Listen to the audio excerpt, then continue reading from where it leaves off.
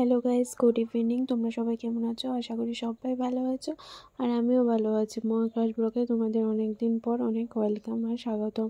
আর আজকে আমি রেডি হয়ে গেছি। ভাবছো যে কোথায় যাচ্ছি? আজকে আমি যাচ্ছি ডক্টর কাছে যাচ্ছি। একটা আমার গুড নিউজ আছে, তো তার জন্য তো সেখানে গিয়ে সেরকম ভিডিও করতে পারিনি, কারণ সেখানে ভিডিও করা অ্যালাউ না। তো যেহেতু আমি ভিডিও না করে থাকতে পারি না, তো তার জন্য আমি লুকিয়ে লুকিয়ে অনেকটা ভিডিও করেছি। তো আজকে আমার রিপোর্ট দেখানোর ডেট ছিল, তো তোমাদের দাদাও গিয়েছে, মাও গিয়েছে, আমিও গিয়েছি। তো আমাদের ডক্টর দেখানো হয়ে গেছে, মানে কমপ্লিট হয়ে গেছে রিপোর্ট দেখানো। তো তার জন্য আমরা এখন বেরিয়ে পড়ছি। তারপর আমরা বাড়িতে যাব, আর তুমি এখান থেকে কিছু ওষুধ টষুধ আছে সেগুলি নিয়ে আমরা একদম বাড়িতে চলে যাব। আর গুড নিউজটা কি তোমরা তো বুঝেই গেছো কি হতে পারে। তো যাই হোক, তোমরা বুঝে নিও যে আমি আর মুখ দিয়ে যাতে বের না করতে হয়। তো অনেক দিন আগে একবার বলেছিলাম একটা ব্লগে যে একটা গুড নিউজ আছে, কিছুদিন পর তোমাদের জানাচ্ছি। তো সেটাই হলো ওই গুড নিউজটা। তো আশা করি তোমরা সবাই বুঝেই গেছো। তো এই যে তোমাদের দাদা বাইক নিয়ে ডাইরেক্ট অফিস থেকে এসেছিলো, তো ও বাইক নিয়ে চলে যাবে আর আমরা গাড়ি নিয়ে এসেছিলাম। তো আমরা ওয়েট করছি যে আঙ্কেল কোথায় চলে গেছে গাড়ি রেখে। তো আঙ্কেল আসলে আমরাও বেরিয়ে পড়বো।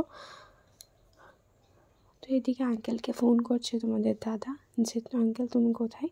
তো আঙ্কেলও চলে এসেছে, আমরা বাড়ির দিকে আবার রওনা হয়ে গেছি। তো যাওয়ার সময় অনেকটাই ভালো লাগছিল, আর আসার সময় অনেকটা ভয় লাগছিল যে কি হবে, ডক্টর কি বলবে না বলবে। তো ডক্টর বলছে সব কিছু নর্মালি আছে। তো এখন ভয়টা একটু কমে গেছে, কিন্তু প্রচণ্ড পরিমাণে ভয় লাগছিল যাওয়ার সময়, কিন্তু আসার সময় মনটা একটু হালকা হলো।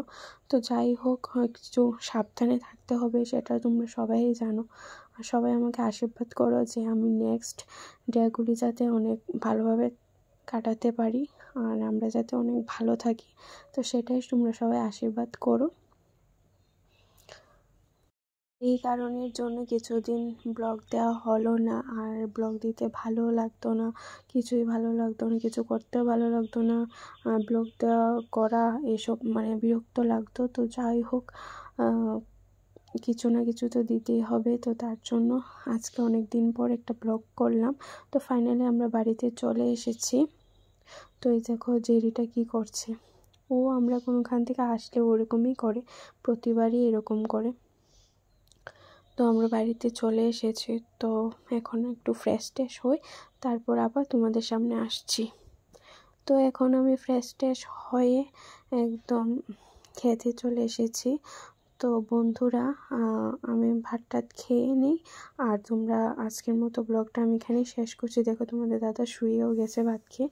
তো ও ভাত খেয়ে শুয়ে নিয়েছে, কারণ ওর শরীরটা প্রচণ্ড খারাপ, তো ওরও জ্বর এসেছে, তো তার জন্য। তো চলো আজকের মতো ব্লগটা এখানেই শেষ।